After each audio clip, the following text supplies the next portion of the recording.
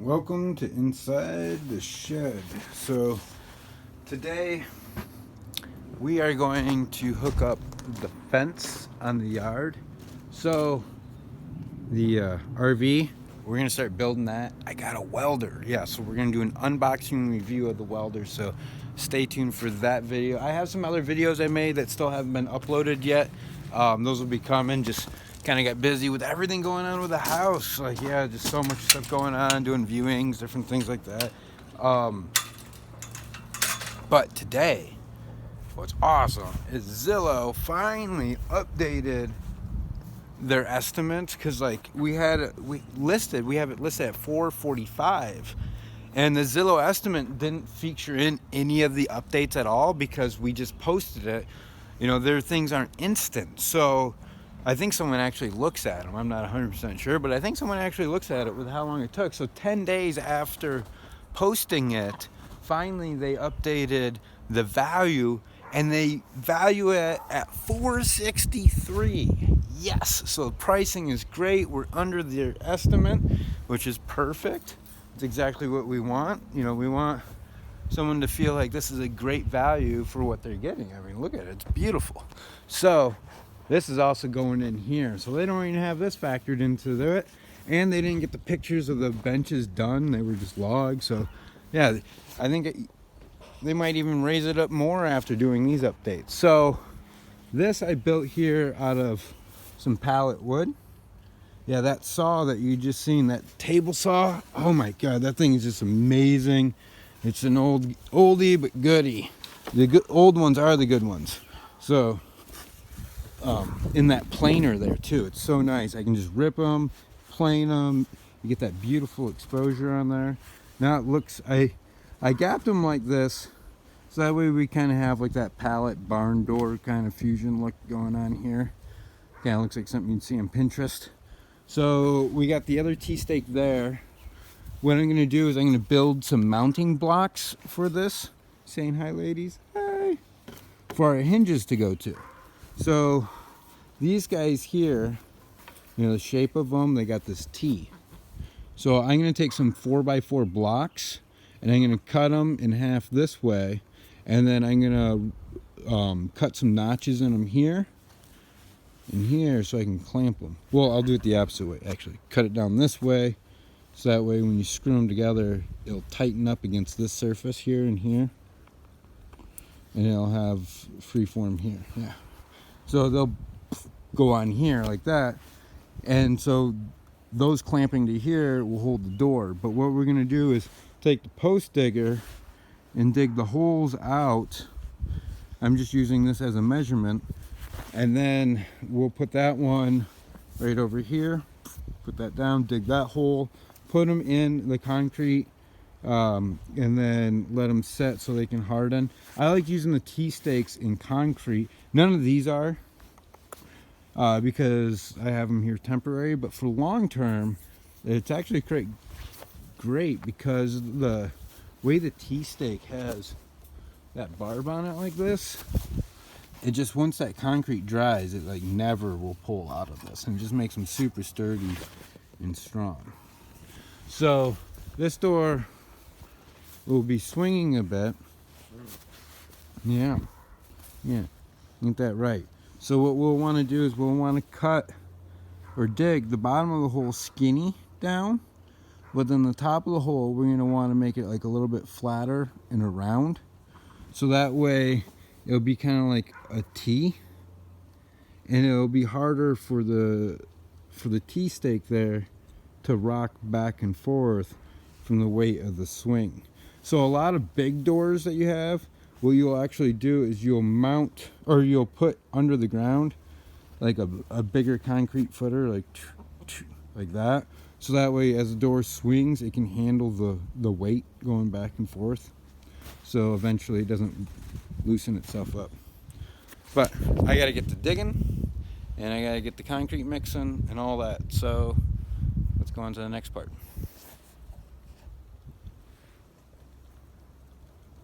Alright, we got the hole dug most of the way, so we went ahead and put that guy in there to check our measurements.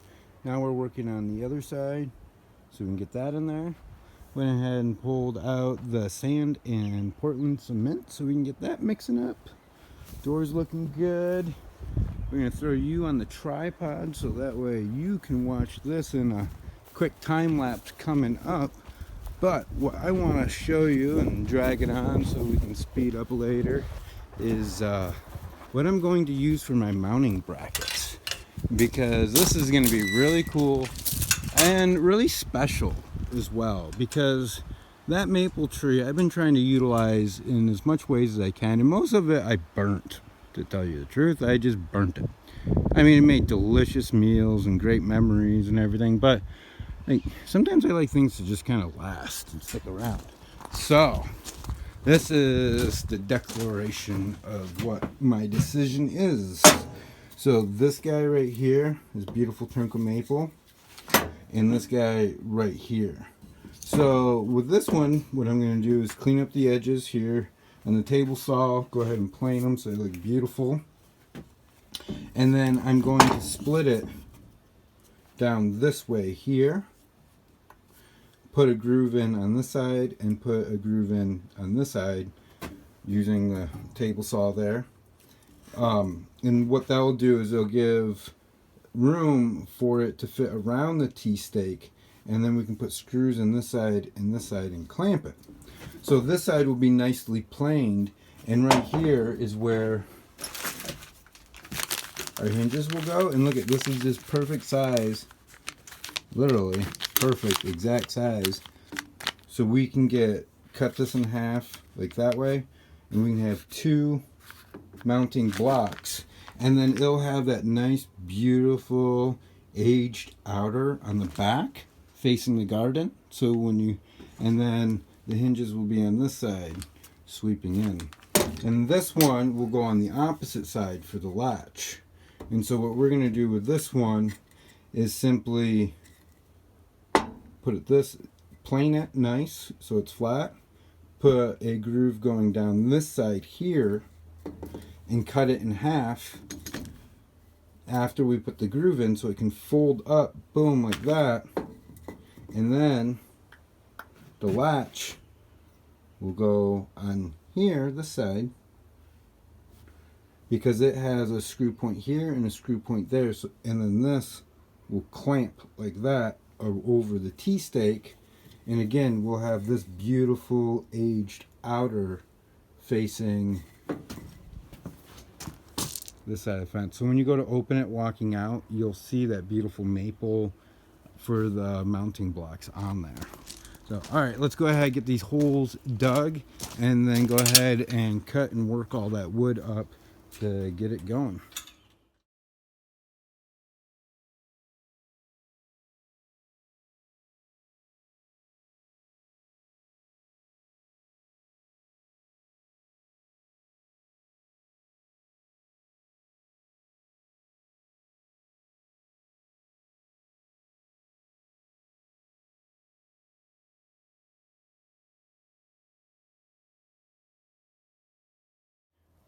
Those girls enjoyed a few worms with that process, but look at this. So we got these in.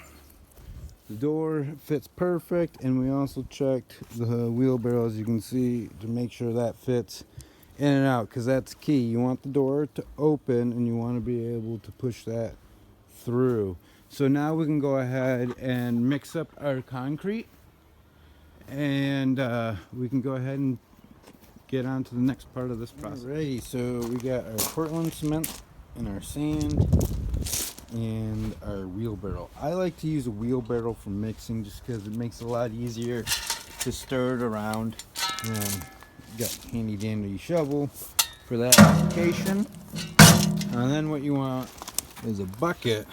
It doesn't have to be the cleanest bucket, but a bucket for some water, because you got to hydrate the concrete. So a good mix, I think even says on the bag, is like 5-to-1 ratio for like kind of like a brick to make things strong.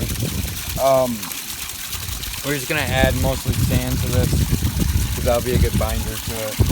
You can add other things. You don't need too much water either. So you don't want to overwater it because it'll make your concrete more brittle. So I want this to dry quickly too. So the drier you make it, the faster it will dry. So less water to evaporate off there. So we got our water right here, the Portland cement, and then this. So what that means, a 5-to-1 ratio, right? So 5 parts sand to 1 part that. So you just scoop 5 scoops, 1 scoop, and we'll go ahead and use that to do it. And let's go ahead and open that bag up. Here, we got a good spot where you can sit. Boom. Beep. Adjustment there. There we go. All right.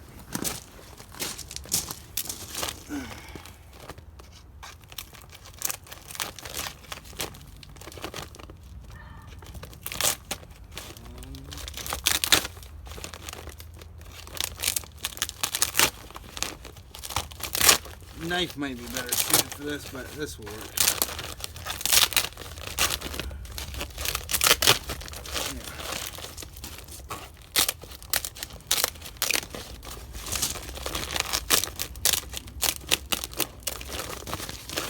Alright, so this is, scoop will just make it easy enough. So, take this lid off. I like to keep my, whatever I don't use out of a bag in a 5-gallon bucket with a sealed lid. So that way moisture doesn't get in and cause it to harden. And it seems like once you use like a portion of a bag to do something, there's enough room in a 5-gallon bucket to fit the rest.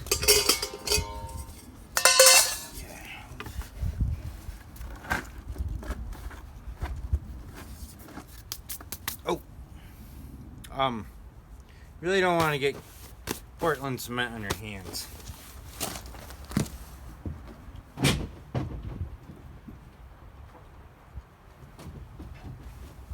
Where'd those handy gloves go? Where'd my gloves go?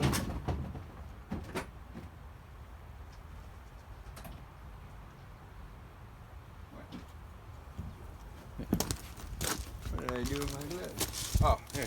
I know repair. Maybe I can edit this out. Right. These guys. You know what's funny? These guys are like so expensive right now because of all that scare shit that happened in the world. Yeah. These guys went up crazy.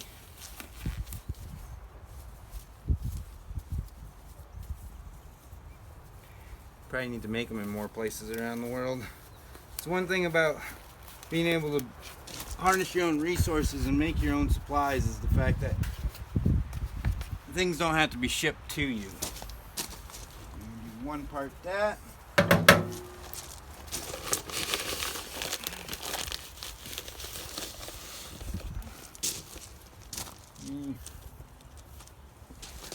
Use this other scooper doing that. It's a little smaller. Okay, so there's 1 part of this.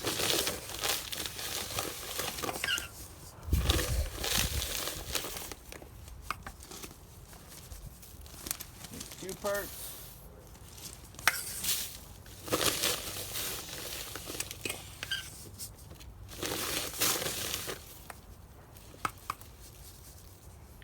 There's 3 parts.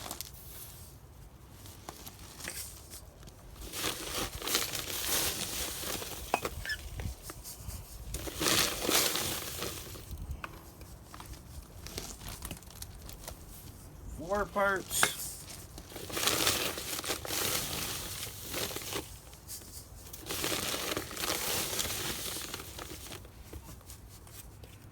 And there's 5 parts. So that might be enough to do 1, but not all of it. So we'll go ahead and do another scoop because we got 2 sides to do. There you go. Here's another scoop. And it's good to do it in layers anyway, so it's not so much to mix up. Yeah. This is gonna be like this 5-to-1 like this is like great for making brick and different shit like that. So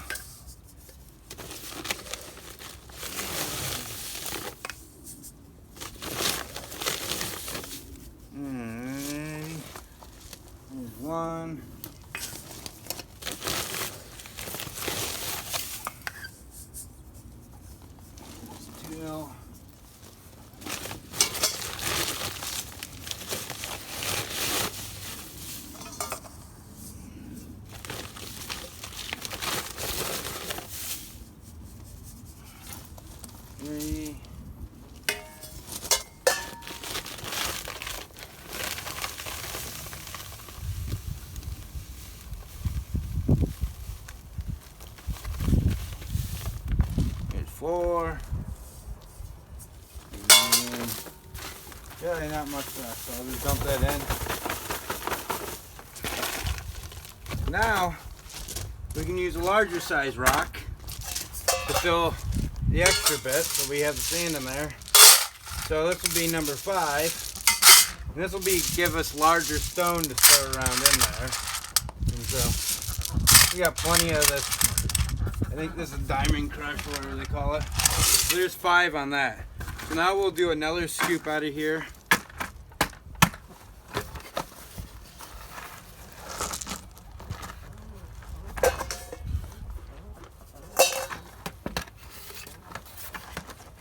And then add a little bit of extra for good measure.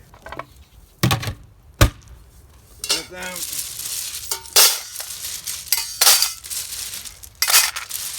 There's some like screws and different things in here. There's one.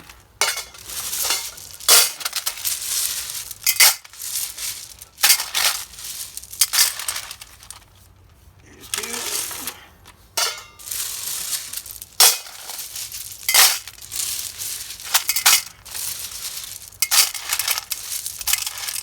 3.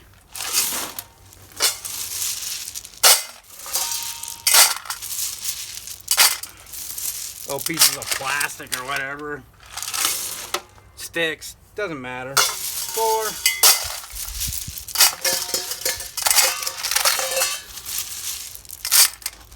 Yeah, the gravel's kind of deep here. And here's 5. Okay.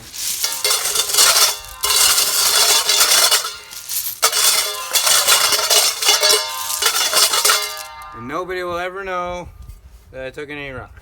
Okay. That done. That done. Now we want to add, well, I like to mix it just a little bit.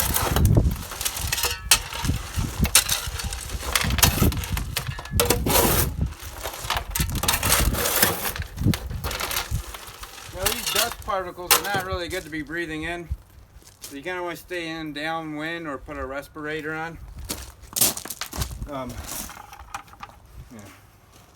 We'll go ahead and pour some of this in. The water will really help pull the dust down, make it better.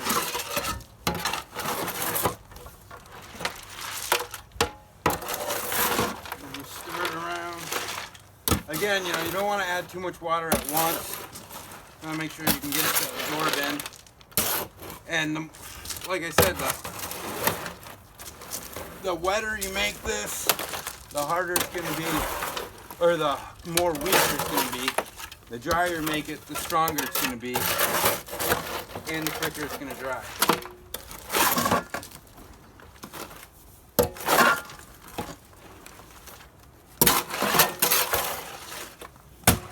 But you want to give it a little bit to stir up, so you can see where your moisture level is before adding more water. Because often you'll have dry pockets, or you might have a wet pocket.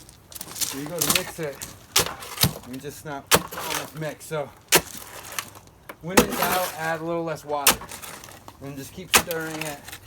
There we go. We want a little bit more water.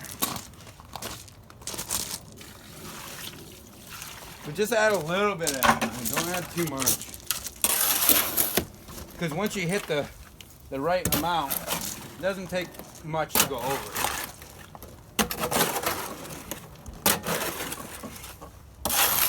I think we got more than enough in here now, right perfect amount.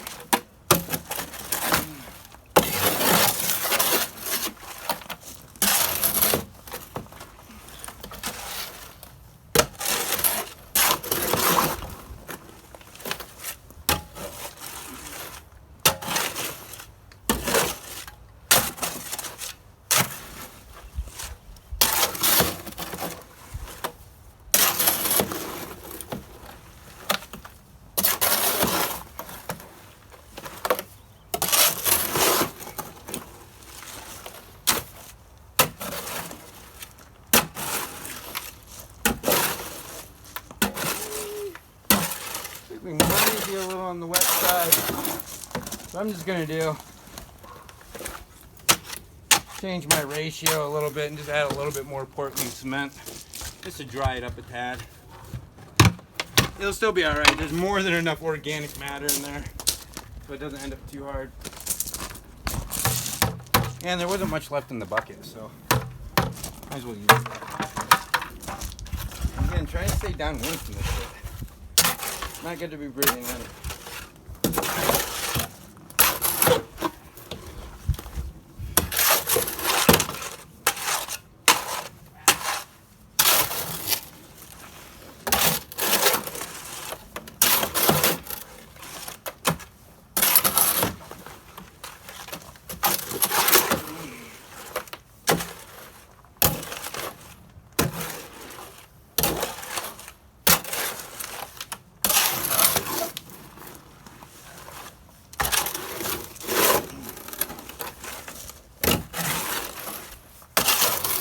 There we go.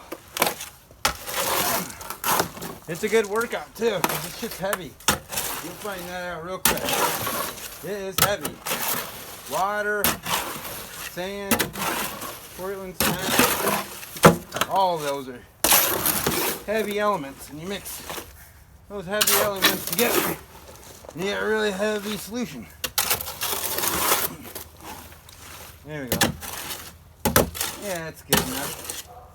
So, just to give you a little bit of the consistency, see how it looks a little wet up on top when it sets. When you move it, and you get a scoop them. Yeah, it's a good consistency. It's a little on the wet side, but that's not bad. This isn't going to be too bad.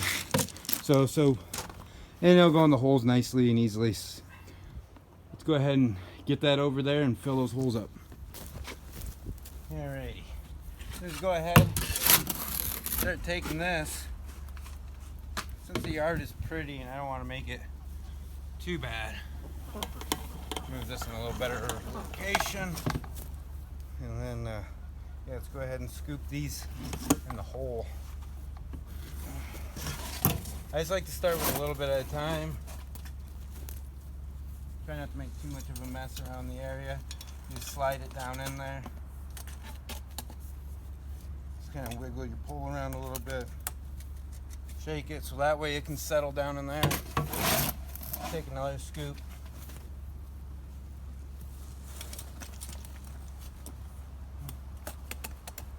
And again, kind of shake it. Loosen it down in there.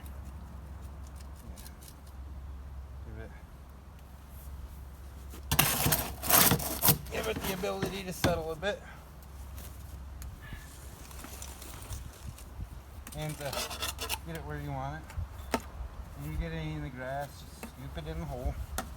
It's okay if a little bit of grass or whatever gets in there. Just kind of go through, stir that hole up. Let it settle in there. That block this way. We want these guys to be in there how we want them in there. Get them in the position that you want them. Straight up and down like that. Make sure your fence is how you want it. So I want this piece of Douglas fir right here. You see how that's pretty red? I want that up top. So I'm going to have the door go this way. And so we just simply pull this one where we think we want it, put this one where it is, and you can kind of see where we want the hole. We want it. So we're going to have this one just be slightly on the side of the hole. Start filling that up. Got you some tea and some water. Oh, nice. Nice.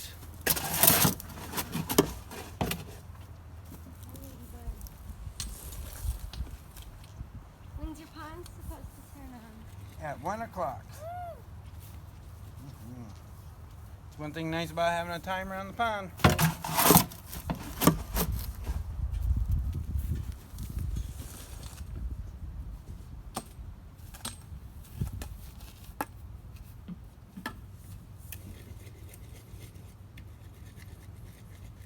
And then, just kind kind of put it in there how you want it.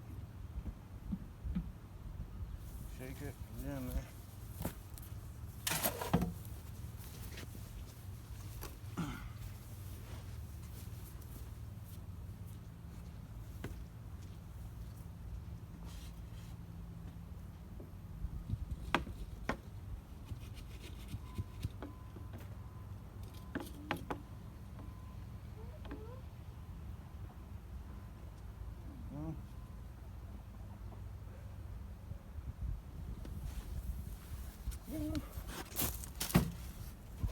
I like that. Now double check, triple check, get it exactly how you want it.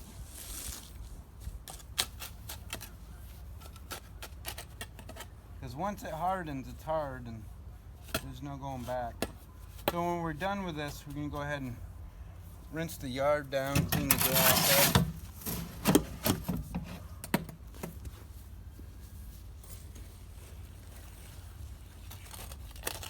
I'm going to take this all the way up to the surface.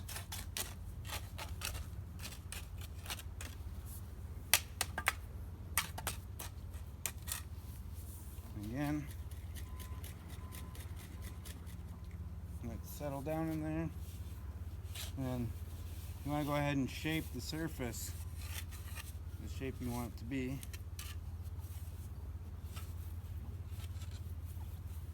And get the other side.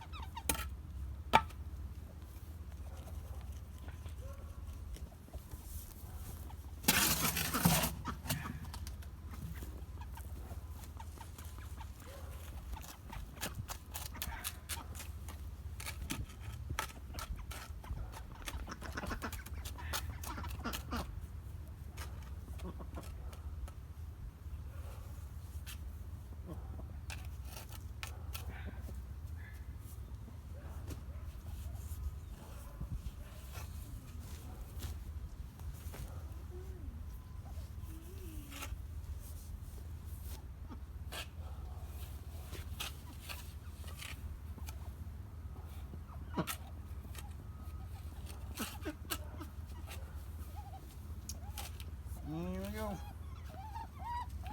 That goes all set. That one's nicely set. That one's nicely set. They're looking good. Check your gate again.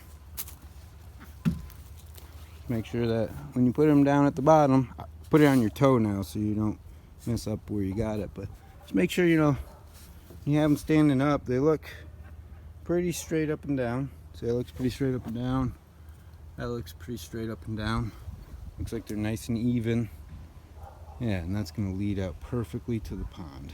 So let's go ahead and make our brackets for this to mount to while that dries.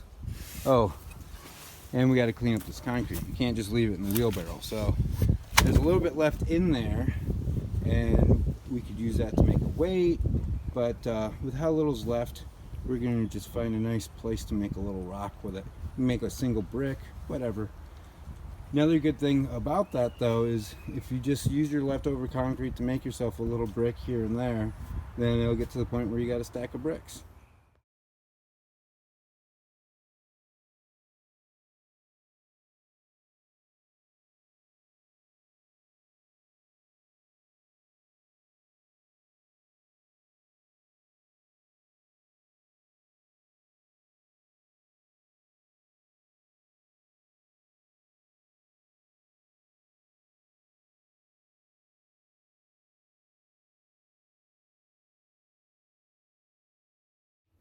Well, hope you like that high-speed version. But yeah, we got our pieces here.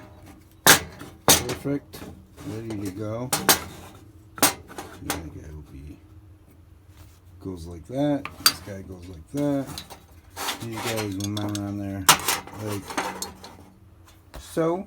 Door will swing. We'll have one on the top, one on the bottom, boom, boom.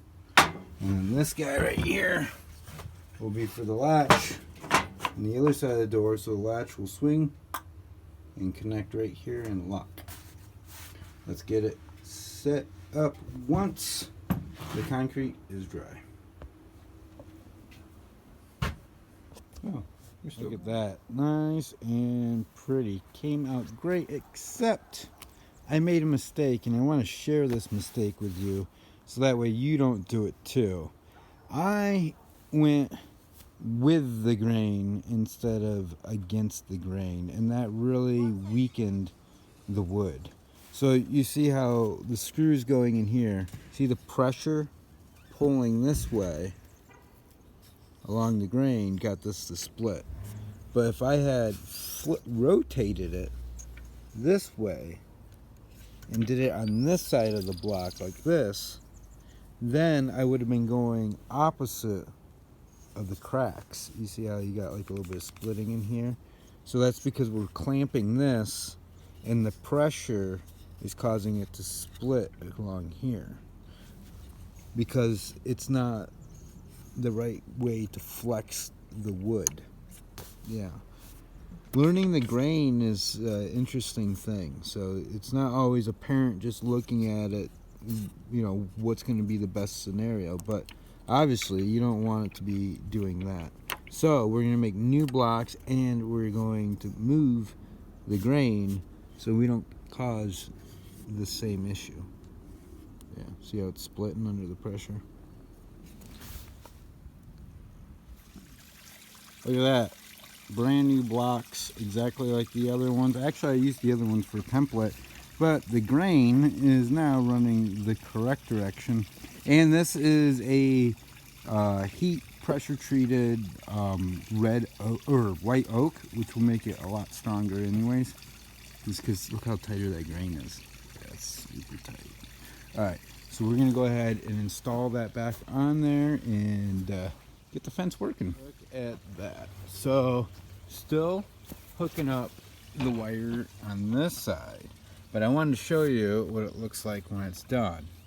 You see how we got all those twisted around? Now I was a little overly ambitious. I did every single one of them on the side, but this side, because I had to cut around the block, I decided, hey, I'm gonna kind of, you know, make this a little easier on myself and just go with every other one, except for up here where it's a little more spaced out. But open up the latch, and there she goes. Yeah, that's right. See, fun. See how easy it is to go through there.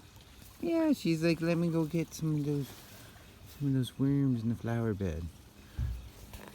Well, again, if you guys like this, make sure you hit the like button and subscribe because I'm showing you all these things. This video is probably a lot longer, or maybe not. I don't know. I don't know what the editing will be, but yeah, it was definitely a little bit of a journey coming through, figuring out how exactly we're gonna make these, getting them to work, and then having, you know, the mistake of going the wrong way with the grain and having it cracked. Here too, you can see just a little bit, I'm a little bit over the pressure threshold for this size hole and the thread. So like, you got to make sure, I mean, it's not going to hurt anything. It didn't crack all the way through. You see how the cracks, I mean, this will stay here for years and years and have no issue at all. Especially once this gets wet, it's going to swell. And when it swells, it's really going to grip on and make it even tighter. Because that's all dry, kilned, cured wood. So, but it's so hard that it's easy to crack. So make sure you drill big enough holes for the relief. Make sure that there's room for that thread to grab still though, because you don't want to make them overly sized and not be able to get your thread to hold. And yeah, but that's how she goes, ladies and gentlemen. Nice. Oh, a little more pressure, but boom, look at that. That's perfect. The ducks can't get through it. Looks great with waterfall and everything. And then yeah, doing that on the side, doesn't that look super clean? Still gotta finish the fence the rest of the way. But I'll see you in the next video, and subscribe with that bell notification so you get all these videos all the time. Peace out until next time.